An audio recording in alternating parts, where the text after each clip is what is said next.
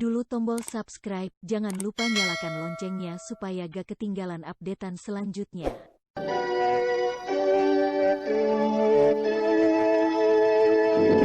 PT Sutra Perpindo Farma bersama Sanggar Cerita mempersembahkan serial Sandiwara Radio Mantra Naga Bumi.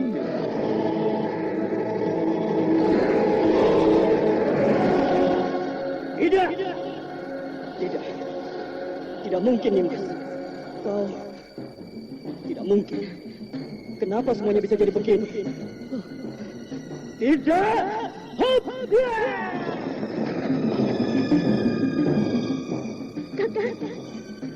Kakak Rangga Geni. Kakak, kenapa kau tinggalkan aku, Kakak? Kenapa?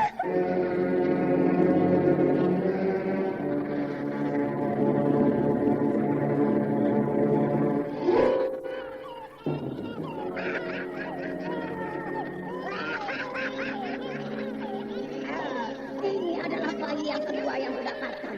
Tinggal satu langkah. Dan setelah itu semuanya akan berakhir.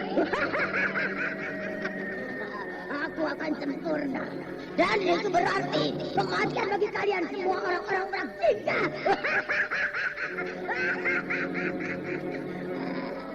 Darah-darah kalian akan persembahkan untuk dewa kegelapan. Kalian akan kuhancurkan. Kuhancurkan.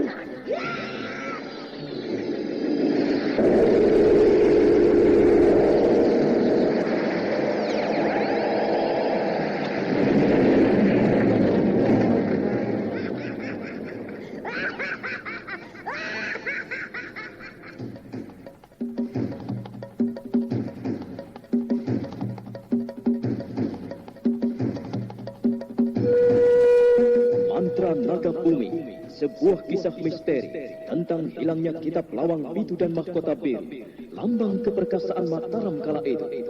Penuh ketegangan, dendam, dan keserakahan, diseling dengan kisah romantis yang mengharukan.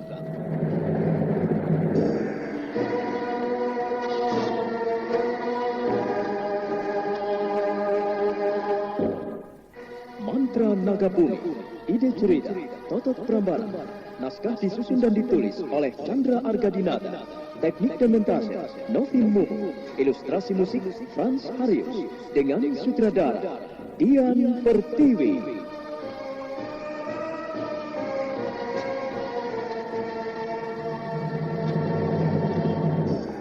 Mantra Naga Bumi kali ini menampilkan episode ke-31 dengan judul Sepasang Pedang Pembuluh.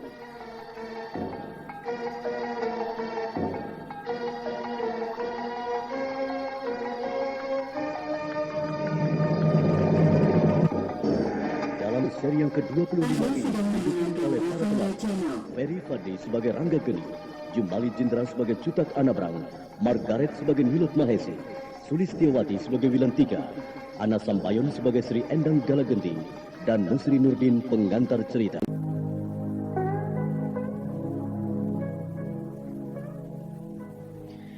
Cutak Anabrang menoleh ke arah yang ditunjukkan oleh Rangga Geni.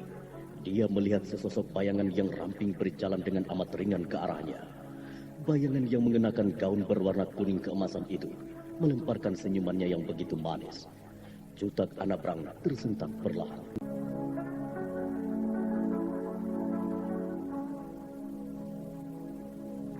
Selamat malam, Paman Cutak. Kau Tuan Putri Nilot Mahesi. Maafkan saya. Oh, tidak usah sungkan, Paman. Bangunlah. Jangan menyembahku seperti itu. Ayo, bangun. Maaf Tuan Putri. Saya tidak tahu kedatangan Tuan Putri. Oh ya, apakah ada sesuatu Tuan Putri? Kurasa Kakang Rangga Geni bisa menjelaskannya semua. Maaf Paman Cutak. Hal inilah yang sebenarnya ingin aku bicarakan. Sendiko Gusti. Paman Cutak, sebagaimana aku katakan tadi pada Paman, bahwa besok kita semua kembali ke Keraton Merakjingga, dan sekaligus membawa Paman Tegar Wajah serta Wilantika ke kota raja. Jadi kuharap besok Paman yang membawa mereka ke sana.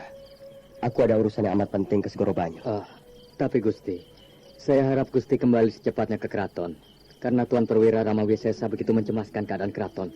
Ya, katakanlah pada Paman Wisesa untuk tenang dan bersabar. Aku akan segera kembali ke keraton. Begitu urusan di Segoro Banyu selesai. Tapi apakah Gusti akan berangkat malam ini juga ke Segoro Banyu? Ya, aku akan pergi malam ini juga. Biar cepat sampai di sana. Dan kurasa Paman bisa mengatur semuanya. Juga mengatasi Paman Tegar Wajah dan Wilantika. Perlakukanlah mereka dengan baik di kota raja. Carikan rumah yang bagus. Dan beri dia pekerjaan.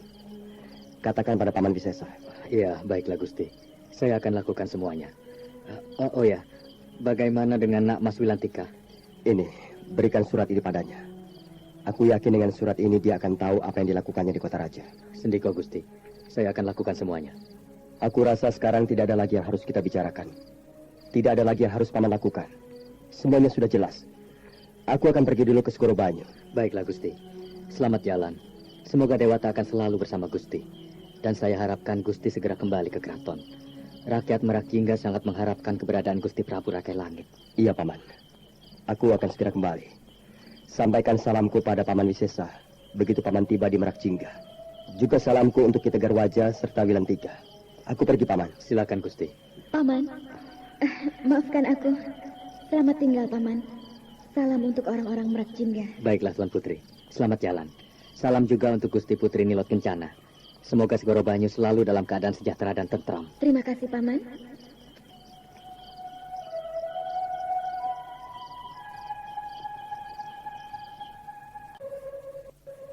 Setelah berkata demikian, Nilot Mahesi menyambar tangan Ranggageni. Sekali loncat saja keduanya hilang di telan kegelapan malam. Cutak Anabrang menarik nafas. Tak lama kemudian, dia pun berbalik lantas menuju ke rumah.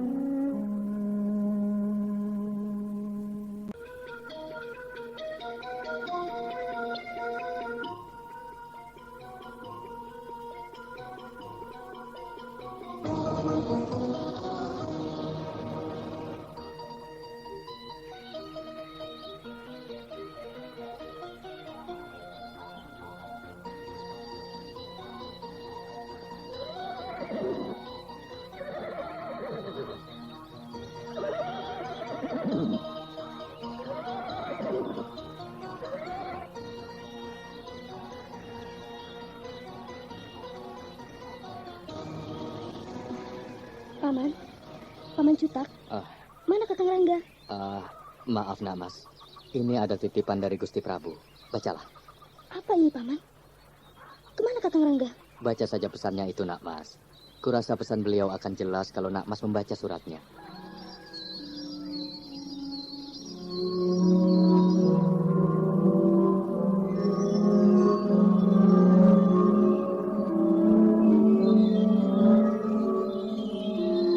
Wilantika memandang ke arah Cutak Anabrang.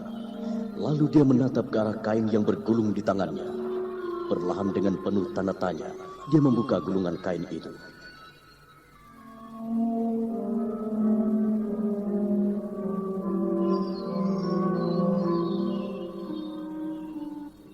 Nimas Wilantika, maafkan aku. Karena aku terpaksa pergi lebih dulu meninggalkanmu. Sebab ada sesuatu yang harus kukerjakan. Maka itu silakan Nimas berangkat bersama Paman Cutak dan prajurit keraton lainnya. Aku akan menunggumu di keraton Merak Jingga. Salamku untukmu, Ranggageni.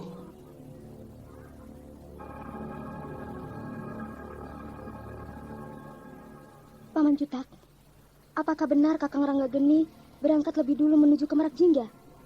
Tidakkah beliau membohongiku? Tidak mungkin Nak Mas. Beliau sangat baik dan bijaksana. Beliau tadi malam telah berpesan padaku agar pagi ini segera meninggalkan padukuhan ini menuju ke kota raja. Nah, Nak Mas, naiklah ke kereta itu. Kita akan segera berangkat ke kota raja. Ayahku mana, Paman? Ayahmu sudah berada dalam kereta. Sejak tadi dia menunggumu di sana, Nak Mas. Ayolah, kita akan segera berangkat ke kota raja.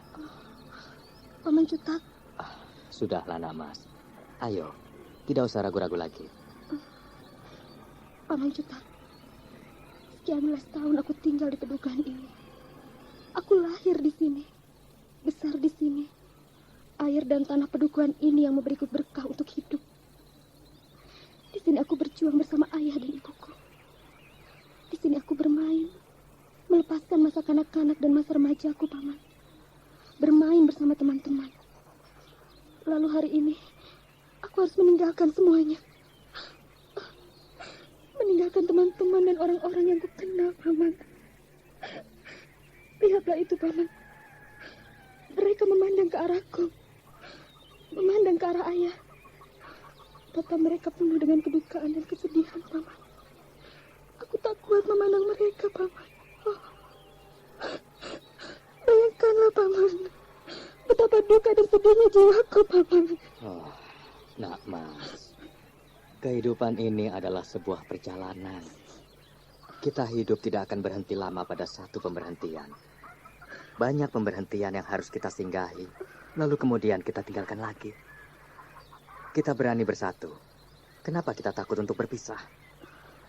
Dalam hidup ini tidak ada yang kekal, Nak Mas. Tidak ada yang abadi. Semuanya berjalan menurut cakra dan keberuntungan. Di sini hidup tidak ada perubahan. Mungkin kelak di kota raja akan ada perubahan. Kita mana tahu, Nak Mas. Sudahlah. Tidak perlu terlalu dipikirkan. Ayo, naik ke kereta. Kita harus pergi meninggalkan padukuhan ini. Ada pertemuan, pasti ada perpisahan. Jadi jangan tangisi perpisahan ini, Nak Mas. Hati siapa yang tak duka, Paman, kalau harus menerima kenyataan ini.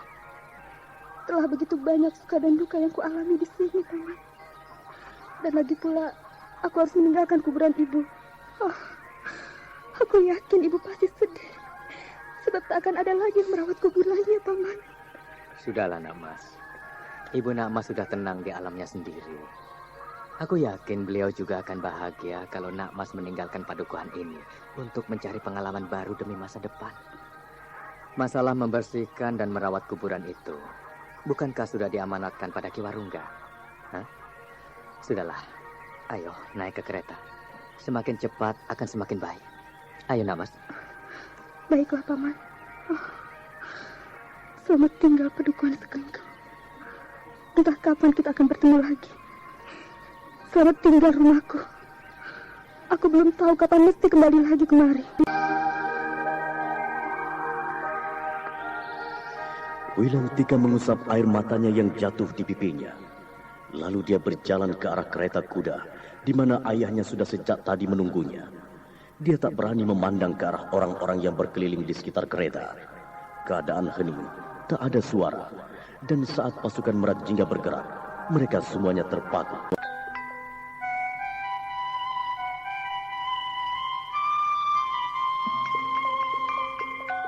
Anda sedang mendengarkan Ravanda Channel.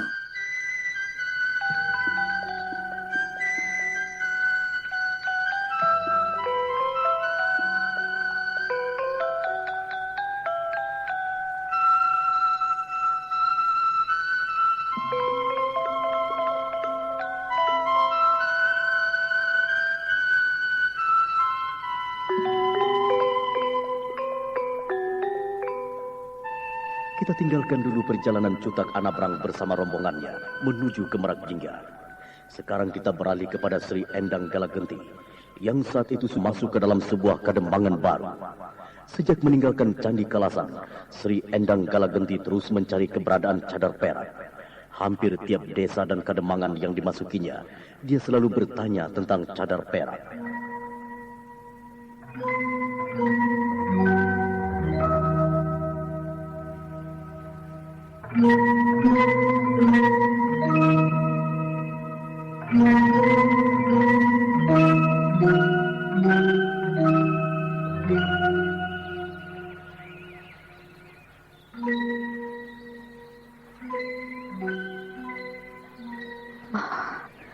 Sudah sekian banyak desa dan padukuhan yang kusinggahi. Aku tanyakan tentang cadar perak, tapi tak ada yang melihatnya. Dan mereka semuanya sepertinya jujur. Apakah orang itu sekarang telah menjadi seorang pendekar pengecut? Cadar perak dimanapun kau berada, aku akan menemukanmu. Aku yakin kalau aku masuk Merak Jingga, kita akan bertemu. Kau pasti membela Merak Jingga.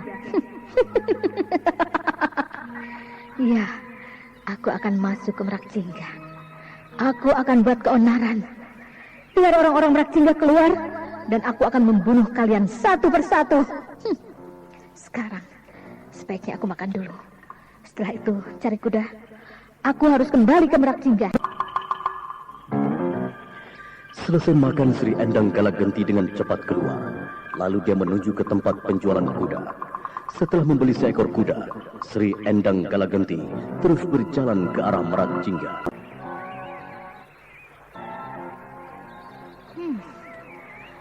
Merak Jingga, kalian akan kubuat geger. Kalian akan kubuat porak-poranda. Walaupun ada Ranggageni dan Rama Wisesa, aku tidak akan pernah takut. Kalian akan kubuat tak berdaya semua. Kalian akan berlutut di depanku. Pedang bulan darah akan menghisap darah kalian sampai kering. Cadar perak, kau tidak akan pernah lepas dariku. Kau telah merusak semua kebahagiaanku. Kau datang dengan membawa kabar dan berita tentang Putri Melur. Kau pengaruhi Kakang Prabu Rakai Galuh. Kau buat dia mengingat perempuan gila itu. Lalu kau campakkan aku begitu saja. Dulu aku tidak berdaya. Dulu aku hanyalah seorang perempuan yang tak mengerti ilmu silat. Sekarang, dengan pedang bulan darah, aku akan merobek tubuhmu, melepaskan dirimu dari nyawamu. Cadar perak, aku yakin kau juga akan mencariku. Karena banyak muridmu yang kubunuh.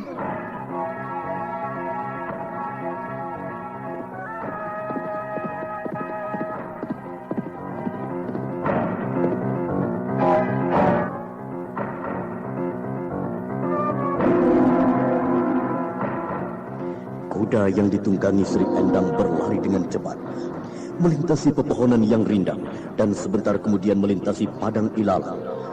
Berharian dia terus berada di atas punggung kudanya, sampai akhirnya dia masuk ke dalam sebuah desa.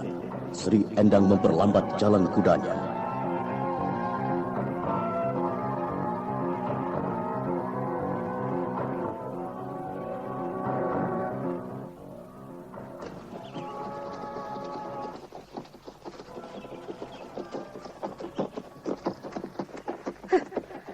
Bertanya dengan penduduk desa ini. Sebaiknya untuk mencari tentang keberadaan pendekar seperti Cadar Perak, aku harus masuk ke dalam rumah makan di sana itu. Ya, rumah makan itu tampaknya ramai. Aku bisa pesan minuman apa saja.